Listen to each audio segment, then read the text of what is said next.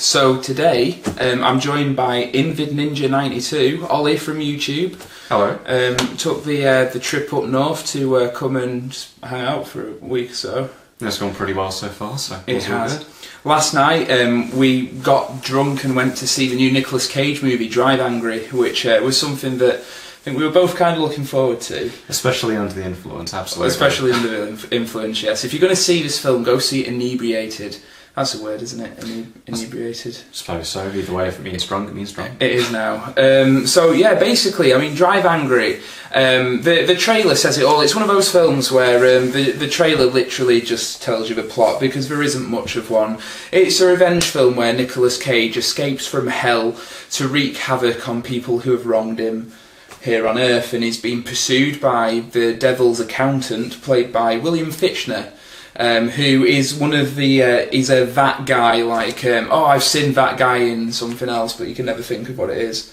He played the bank manager in The Dark Knight and stuff when the Joker, robs the bank at the beginning and whatnot. So it's basically like Nicolas Cage revenge film with supernatural elements thrown in, and it's in 3D.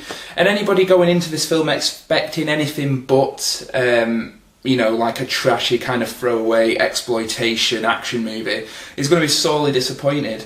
But anyone going in with relatively low expectations, where I say that me and you were kind of looking forward to seeing it, but we knew that it was going to be shit, really. Like, let's face it, it's just one of those sort of bread and butter exploitation movies that you look at and you know it's not exactly going to be high art, but you have that feeling in the back of your head that you're going to enjoy it either way. Yeah. Because the whole revenge film setup has been done to death in exploitation, and the thing is, it's a nice, easy plot device to get it going and just to push out something that's nice, simple, and easy to just sit back and watch, really, especially at the cinema. Yeah, it was. Like I say, we watched it drunk, and to be honest, I think that helped. Because just right off the bat, I'm going to say that I was slightly disappointed by it. In the sense that, how long would you say it is? About 100 minutes? I'd say it's about that. I'm definitely under 2 hours. Yeah, it's about 100 minutes, so an hour and 40 minutes, and it drags. Now, an hour and 40 minutes isn't particularly long for a film, especially in like this day and age where most films coming out are 2+ hours. Pretty much. And this, I was bored halfway through. The second act definitely dragged. It's something that seems to be really evident in these kinds of action films. For example, both of us watched The Expendables recently, and we both run into a very similar problem, albeit on different extremes, where the middle act in particular sags. Maybe it's due to the dialogue or the character development, or they sort of write other characters into a corner, essentially. Yeah, but this film definitely suffers from that problem in the sense that the first and third acts are exactly what I wanted to see when we went to see this. It was just balls out action. With Nicolas Cage being angry, that's basically what I paid to see. The second act, though, really dragged, and there's no particular reason for it. It's just like a culmination of having the characters interact with each other when the script is so weak that it can't support a moment without action. You know what I mean? It's like as soon as you get the characters talking to each other, it falls apart. It does admittedly try to go for the sort of grindhousey exploitation type dialogue, and in some instances it definitely works. But again, particularly with the middle act, it's where it drags because, again, they write the characters into a corner, particularly the character of the Devil's Accountant, especially. Even with his great Christopher Walken impression, his character, especially near the end in particular, was written into a situation where he was very underused. Yeah, well, this is just it. I mean, leaving the film, we basically agreed that Bill Fichtner was the best thing about the film. He had the most fun with the role. He was very sinister. He was having fun with it and not taking himself too seriously. Kind of camp with it as well at the same time.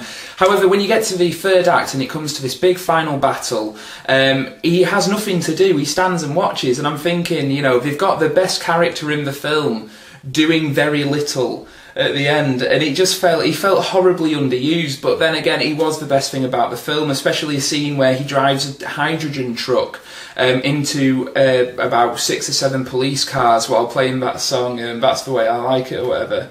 That was an incredible idea for a scene. It was kind of ruined by some terrible CGI.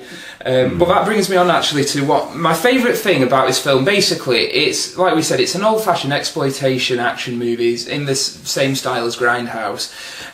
It's full of practical effects and just old-fashioned stunt work.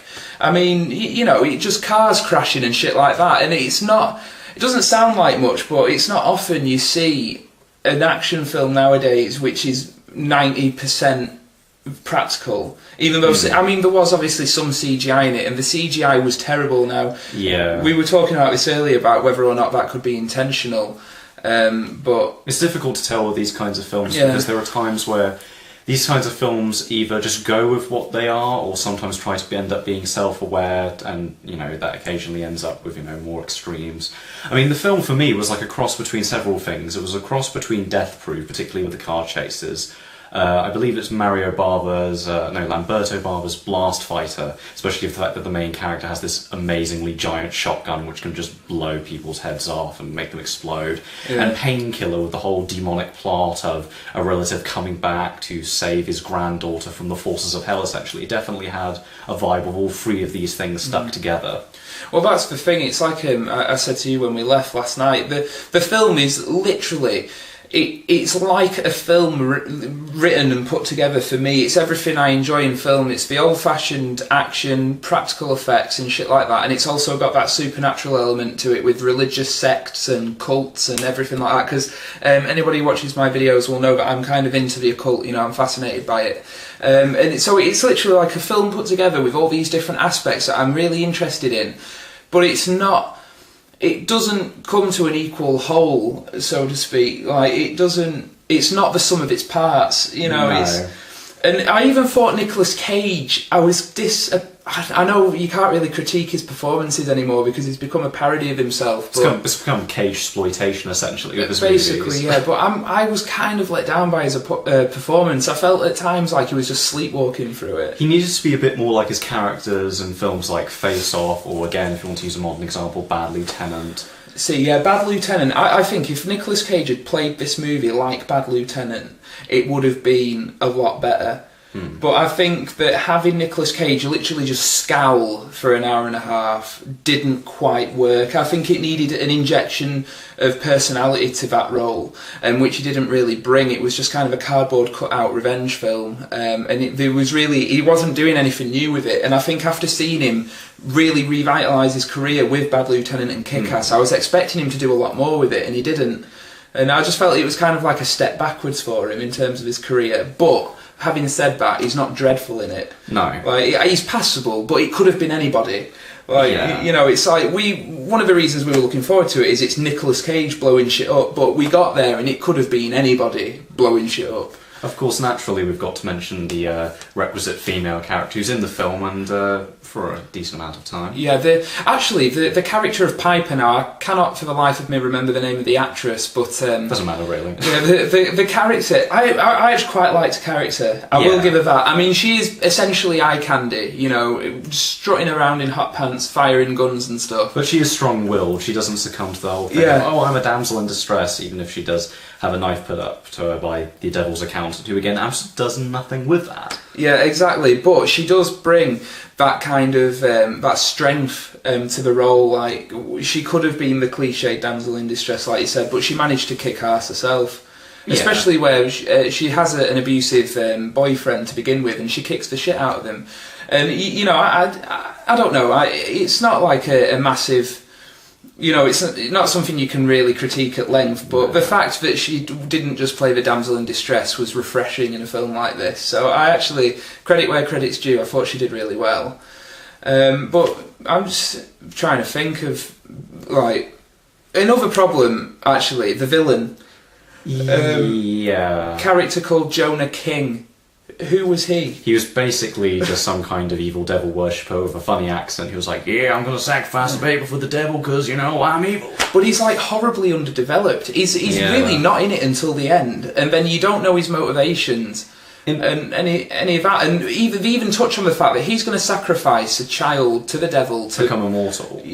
But then Bill Fichtner's character, the devil's accountant, says it really pisses Satan off when people sacrifice children in his name, and they never do anything with that. I'm thinking actually that could be quite interesting if they're doing this for Satan. I'd like Satan to turn up and like lay the smackdown on them, but it just never follows through on its promise, basically.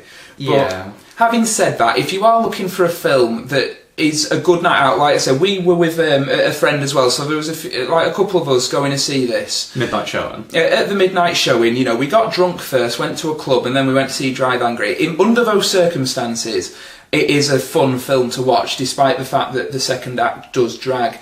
But I would recommend picking it up like as a rental when it comes out, if you have friends around. I totally agree. I mean, it's certainly not a trashy masterpiece. It's certainly no Strike Commando or Raiders of Atlantis. For those of you who watch my channel actually know what those films are. Good for you. But the thing is, it's a decent trashy time with your mates. It's certainly not the worst example of a trashy movie that's out there, but it's sort of slap bang in the middle. I mean, Nick Cage, with all of the praise he's been getting from stuff like Bad Lieutenant and Kick-Ass, it would be interesting to see him come back to stuff like that, whereas stuff like this and Season of the Witch, some people are definitely mixed on. I'm personally in the middle on it. I thought it was a decent time, nothing special. I'd watch it again, in fairness. Yeah, again, if I was pretty drunk, absolutely. I'd say it's above average. So Drive Angry, we'd recommend it if you're with mates and you're a bit tipsy. You can't really go wrong with it. Yeah, absolutely. And that's pretty much it. So yeah, Drive Angry, recommended.